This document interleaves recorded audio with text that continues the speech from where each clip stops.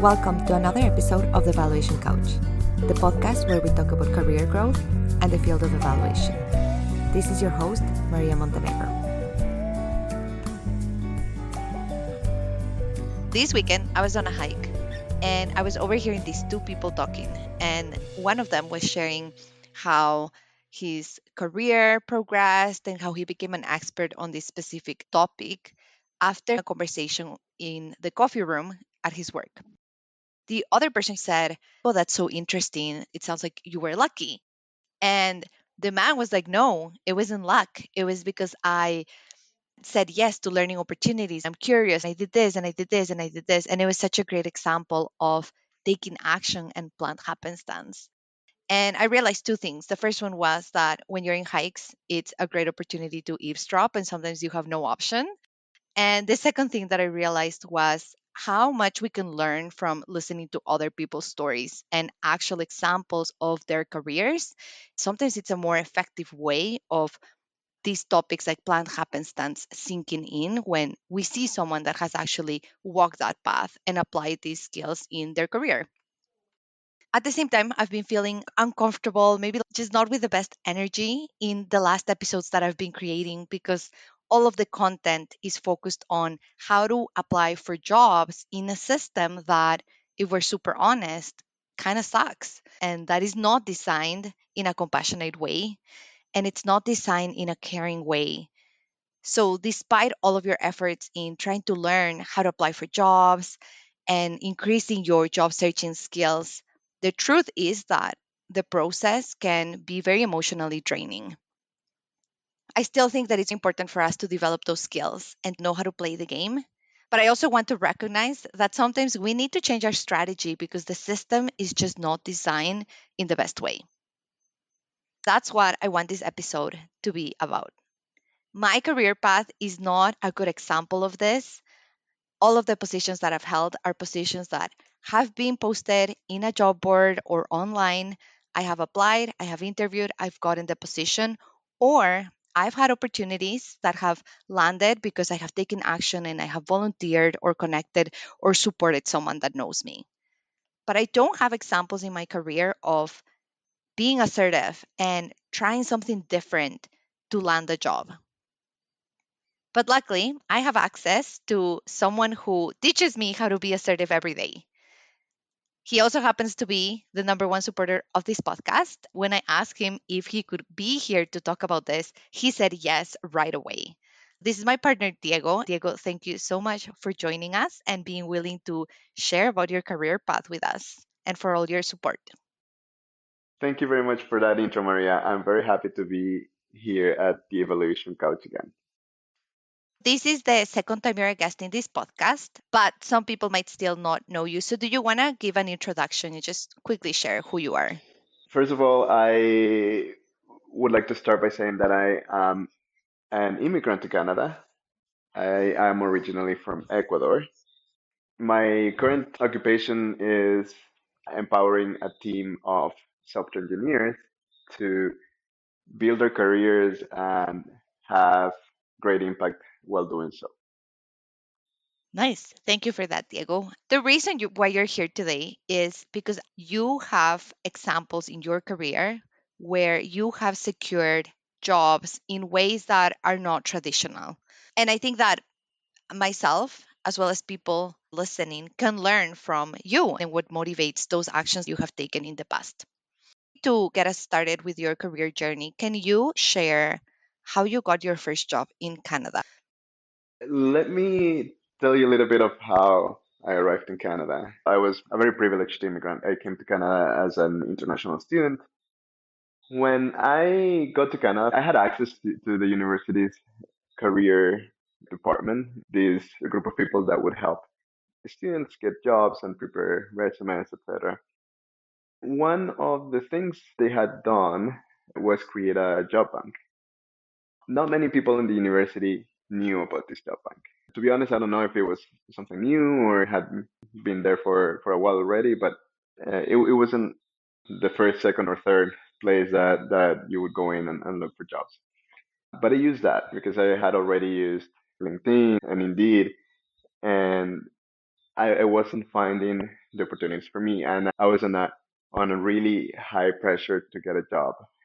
My money was running out, so I could say that I was a bit desperate. And I think that's what led me to look for jobs in that job bank. It turned out that I was one of 8 people that applied to a job posted by this local consulting company. I interviewed with them, I got the job a few months at the job, and my boss was telling me that yeah, they didn't really had a lot of interest, so they were about to switch strategy when I applied to that job, and they were happy with me, and then they hired me, and so they didn't have the necessity to go into like LinkedIn or Indeed. But that was very interesting because it was a good opportunity with a local organization. It allowed me to sustain myself through university. I worked for that organization for 4 years. Sometimes I think it's important to leverage all channels and diversify. Sometimes I think you're too focused on, oh, I'm gonna search for opportunities on LinkedIn, Indeed, and that's about it. But I think there are more things out there that we could be leveraging. And how long had you tried to get a job using LinkedIn and Indeed? I had been looking for a job on LinkedIn and Indeed for 2 months without getting any kind of responses from the jobs that I applied. Probably for many reasons, right? Like I was very new to Canada. I didn't know the system yet, so I didn't know how to apply, how to build the proper resume, even though I was taking advantage of my university's career department. Yeah, 2 months without seeing any response, and I was running low on my savings to sustain myself in Canada. So I was desperate at that point. I remember trying to find alternatives. This was one of the alternatives that I found out about. And then you stayed in that company for a few years.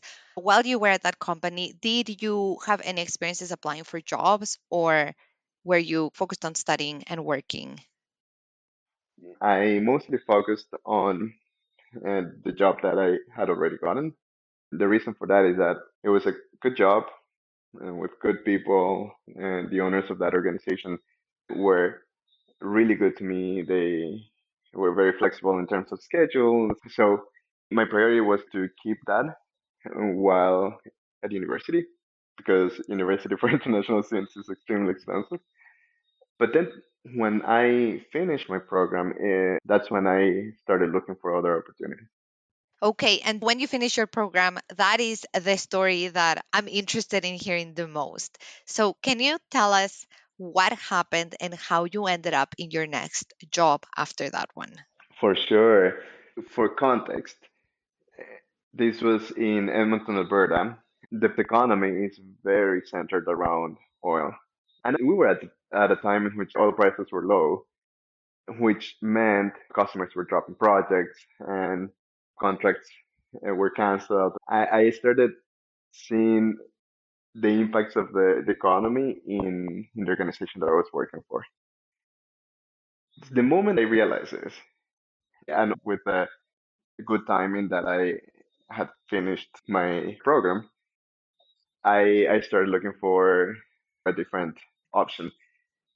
So I had many things in mind at this point. I wanted to be at a job that was more resilient to the resource-based economy of my city and province at the time.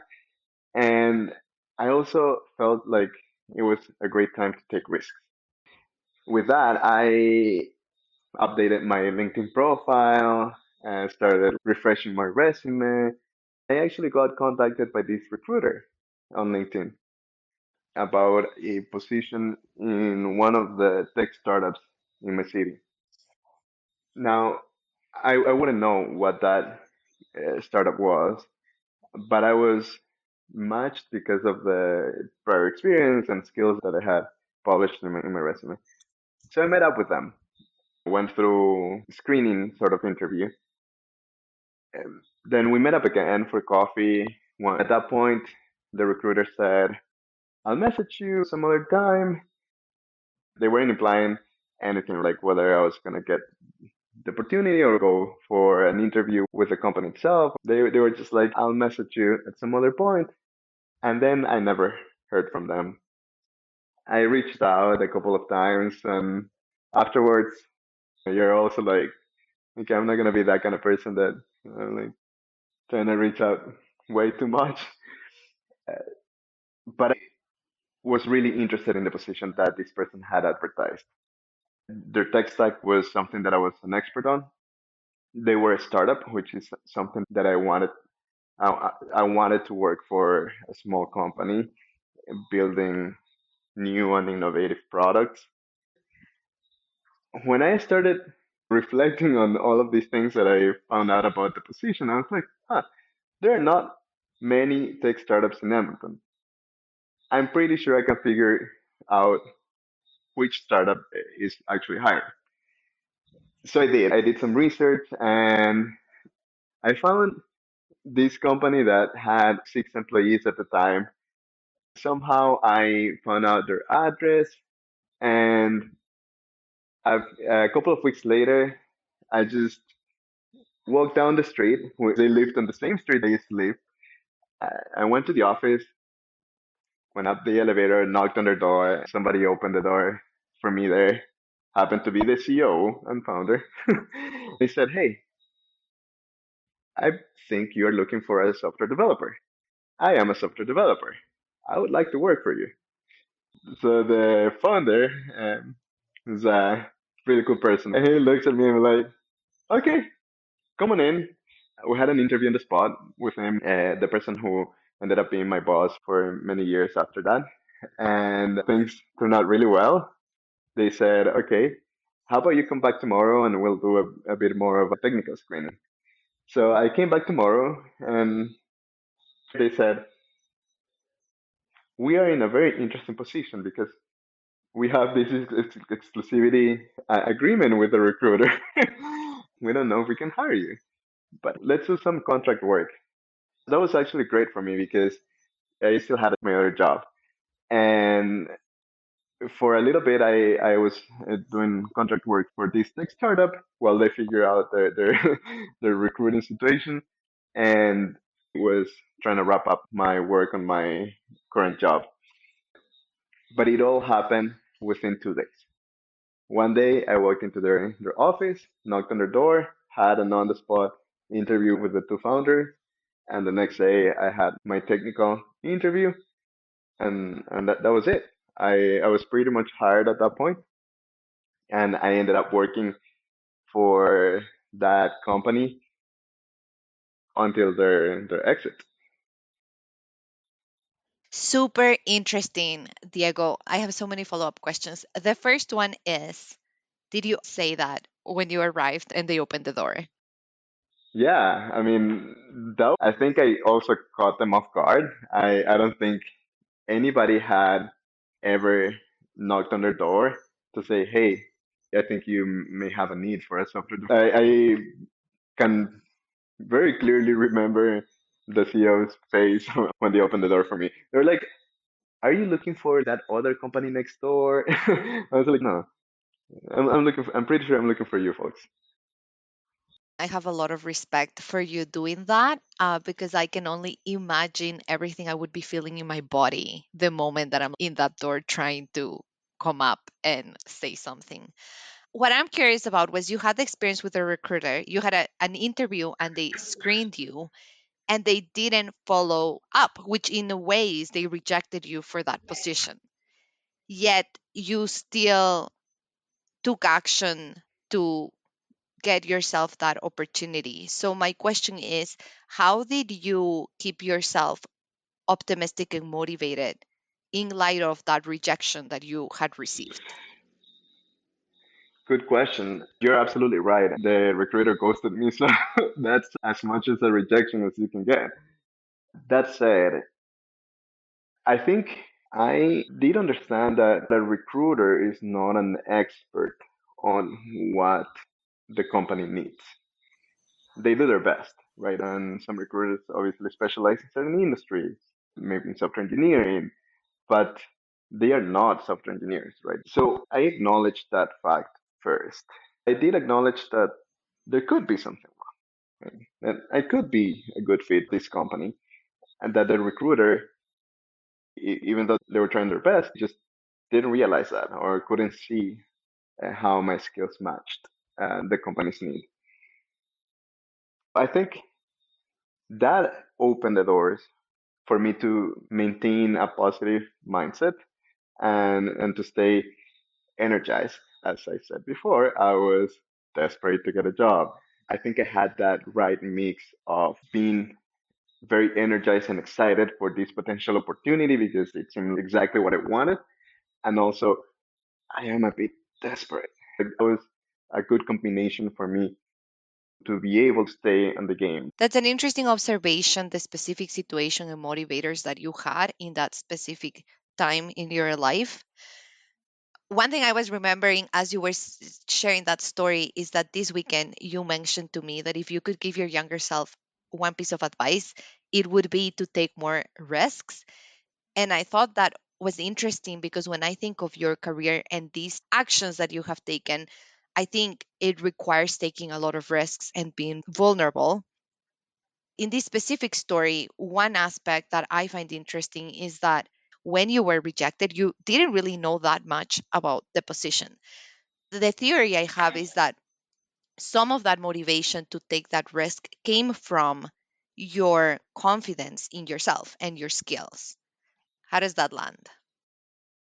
I think that is a fair thing to say. I don't think I would have necessarily taken the steps that I took had I not believed that I was a great candidate. Even though I didn't know the specifics of the position, I had some ideas.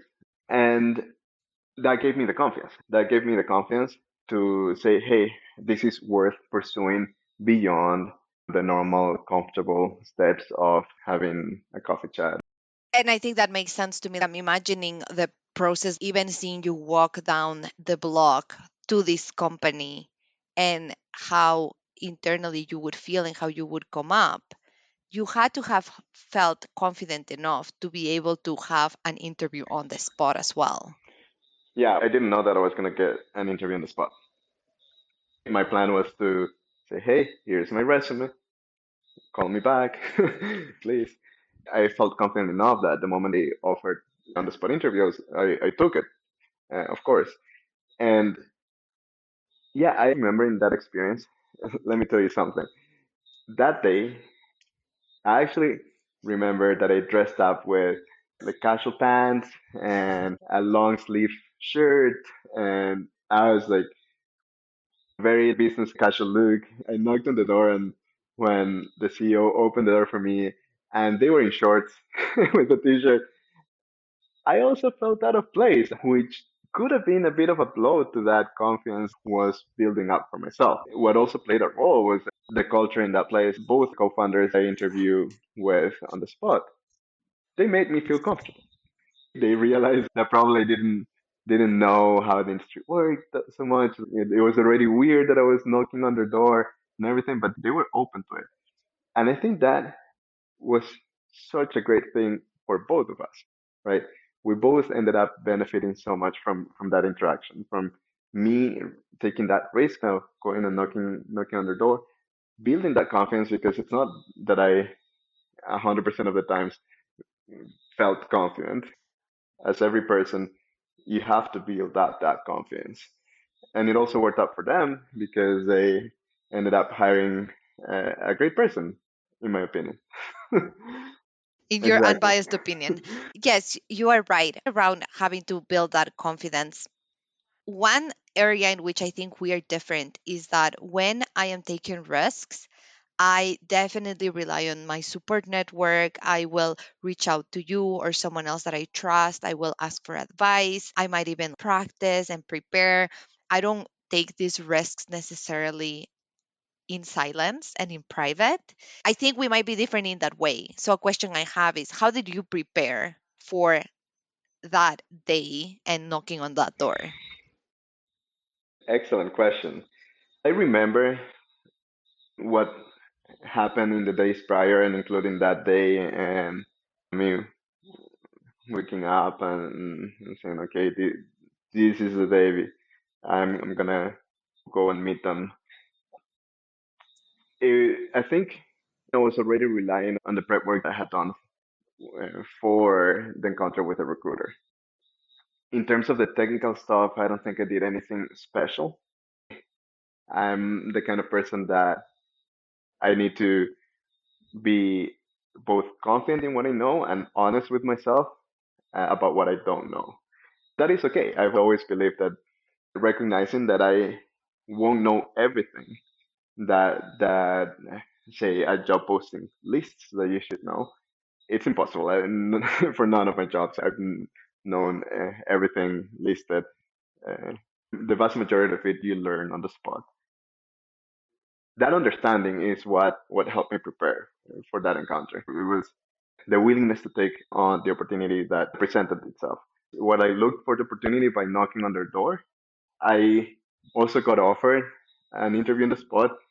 And for me, there was absolutely no other answer than saying, yes, absolutely, let's talk. That wasn't an option for me. Even if, if I wasn't ready, I was willing to have that conversation, to be transparent and honest with them on what I was looking for and how I could fit the position. The other aspect of that story that you are sharing is a prime example of really tailoring your approach to one specific opportunity. And I'm thinking how many of us spend time applying to multiple jobs online because you can do that from your computer, right? It takes a different level of energy to knock on an organization's door and physically plan that. How do you think that played a role in how tailored you were able to show up for that opportunity? First of all, I love that there's a lot of convenience to apply for jobs these days. You can apply to multiple positions at once in certain platforms. It's very easy these days to apply for jobs. You go to LinkedIn, they have that option to just click to apply basically. What I did was different, right? First of all, I had to move myself to that company. So I didn't want to bring a generic resume. I had researched this company as well. Remember that I didn't know exactly which tech startup the position that the recruiter contacted me about was. So I researched not just the company, but before I even found out about what the company was, I researched the industry, the players, the other tech startups that were in Edmonton. I was familiar with the startup community, even though I wasn't working at a startup. I did a lot of research to get to that point. When I knew the name of the company, I knew exactly what they did, what the customers they have had, because they had the marketing material on their website. I could pretend that I was already working there. So yes, there was a lot more effort than applying online to a position using a generic resume. I was highly motivated to do that. It's not always going to be like that. You have to strike a balance. Hitting the numbers is like making it a numbers game and applying to as many jobs as possible versus tailoring. In my case, my experience was definitely tailoring my application to that company. Yeah, I love what you said about being able to pretend like you were already working there. And that's the level of understanding you had about the organization, the industry, and what Yeah, they I did. even know who worked there already, like the six current employees. That is very interesting. Looking back, what did you learn from that experience? And how did it change how you approached your career moving forward? I think that experience reinforced something that I already believed in, which is there are times that you will get opportunities, but for the vast majority of times, you will have to go and create an opportunity for yourself. That was a very good example in my life that I've been carrying throughout the years. Even though I was quite certain that this was a company that had hired the recruiter to to fill the position, there was still some uncertainty there. And I was okay with that because even if that wasn't the right startup for whatever reason, I was okay going to a company and saying, hey, I am a software developer. You probably have a need. And if not, I think we can still work together. Right. And there's been other times in which that has been the dynamics in my life, including for getting jobs or contracts. Sometimes it's just not about waiting to see if an opportunity comes or creating one. Hmm. As I'm hearing you say that, the things that are coming to my mind is like having assertiveness, having that confidence in what you can bring to the table, and having that positive outlook. And also, if you don't get that opportunity, that is okay too. So, what is an advice that you would give to others so that they can cultivate this mindset?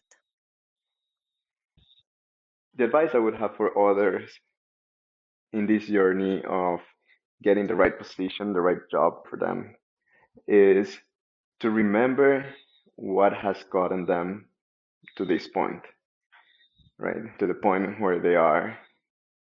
And I know it's very easy to focus too much on the fact that, hey, it's been a couple of months and I haven't heard back from any company. I haven't gotten an interview. But there's so many achievements and effort that they have put into being in that position. For some, may have been going through a whole apprenticeship program or university, and that's no easy fit. And it could be something else, immigrating to a different country, whatever it is. There are a whole list of things, of experiences, of achievements that have led the person to be in the position of seeking a job and trying and even staying in that job hunt is already an achievement sometimes, right? It's hard. It's very hard to navigate. But that's something that helped me stay focused on really believing that there was a position for me, first of all. And I understood that just like everything else in my life, this was going to take some time, energy, and effort to get. It wasn't going to come for free. So stay in the game. Look back at everything you have accomplished. It's not just about the hardship right now in getting a job. There's so many things that are not even related to you as a person, as a potential candidate. There's so many factors that play a role in getting a job or not.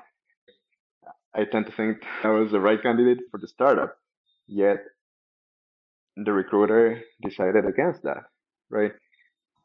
The ability to stay in the right mindset will help us push through these times and ensure that we're taking that extra effort to stay another day in the game and apply to that other job or actually pursue one that maybe you didn't hear back from.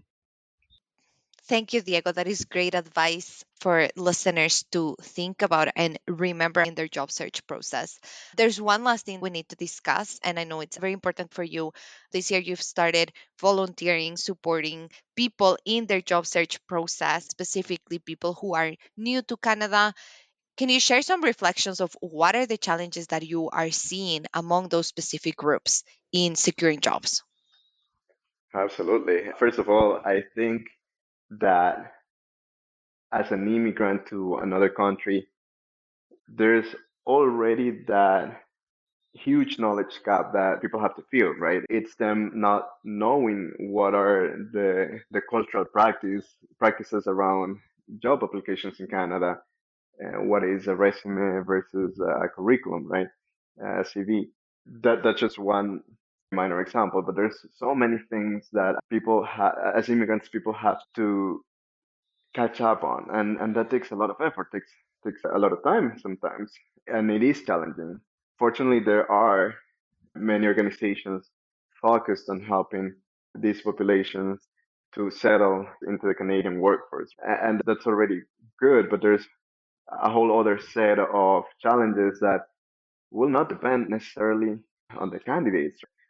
There is a problem, in my opinion, in Canadian industries of over reliance on Canadian work experience. Sometimes you have people with 10 years of experience in their home countries doing really high quality work that come to Canada and apply to a job, and they get looked over because they don't have work experience here in Canada.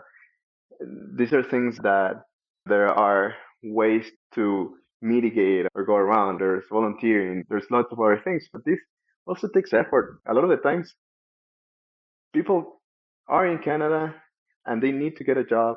Now we're asking them, hey, live for a year on your own savings so that you work in anything, just so you can say you have work experience. And now we can consider your 10 years of prior experience in your home country. Sometimes it's frustrating. It is frustrating for me that I'm fortunately not in that position and have a stable job. So I cannot imagine how frustrating it must be for them. So I try to volunteer, try to help them. There's so many people going through the same challenges, and I need to turn it around a little bit. And add the fact that sometimes you get to the right place but at the wrong time. There's an economic downturn or things that are also completely outside of your control. These are some of the challenges that new immigrants to Canada face. I try to help folks in the tech sector, specifically in software engineering, because that's my field and something I can better help with. But you see this in every field, from accounting to medicine. Uh, I think we just have a problem of not leveraging the great talent that we're attracting. It's a luxury not to leverage these people. It's important to recognize that job searching is a complex and draining process in general, and the system is not fair. Within our population, certain people face even more barriers, and immigrants are one of those examples. So, Diego, do you have any specific advice for people that are facing additional barriers in how they can diversify their job search strategies to secure employment and find a position where they're valued? Yeah, I would say it's good to learn your host country's cultural practices, but also leverage the strengths of your own cultural practices. As still a fairly new immigrant to Canada, when I applied to the startup, I already knew that wasn't standard practice in Canada. I'm just like knocking at the door of a company. I already knew that wasn't necessarily conventional for Canadian standards, but it wasn't unheard of in my home country. I had already had a job doing that same thing back in my home country. So I think it's also important to leverage that. There are strengths in your known ways of doing things, of applying to jobs, and you don't have to limit yourself only to what people already expect you to do. And I think that is especially important for immigrants because sometimes we try to tailor way too much to our host country practices. I like ending on that note, Diego, with that reminder for people to put in the work to learn what is expected and to still keep in mind that when they show up as they are, those are the times that they might be standing out when they are competing with other people, which was what happened in your case. So, leveraging that strength that we bring.